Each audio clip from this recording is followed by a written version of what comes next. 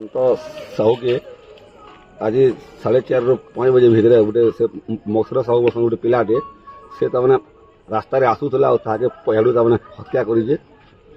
माने पंगियाती हो कि कोटराती तमने कहते 3-4 तमने पोत के मारी ये तमने सेंसेल चित्र रही जे ताके तमने होके तमने घिची नहीं और तार से खड़तले तमने पके देजी और से तमने और से तमने पले जाई केंदे जानलो तुमे ये देखि नो रखी छे बोली करी मोबाइल चिपी आमे देले खुजा खुजी कोलो माने से घरे तमने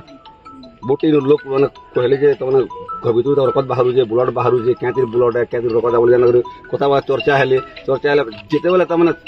6 बजे आड़े जेते बेले पूरा से घर के तो बेले आमे देले ढुकलु सेरु तमने देखलु जे हमर भाई है बोली माने से तमने पूरा तो पड़ीला पूरा तमने घर रक्त पाउ सब आड़े तमने पठई जे अब बहुत तमने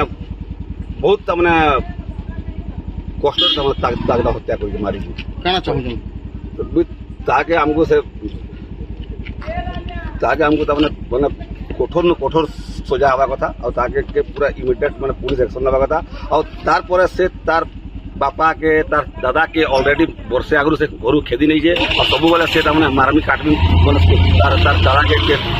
बोला आम मैंने ध्यान नहीं दे तार दादा और तार आपा कम्प्लेन भी करते थाना मन गला वर्ष जे ये आमको काटबी मारबी बोल पुलिस केनसी एक्शन भी तमने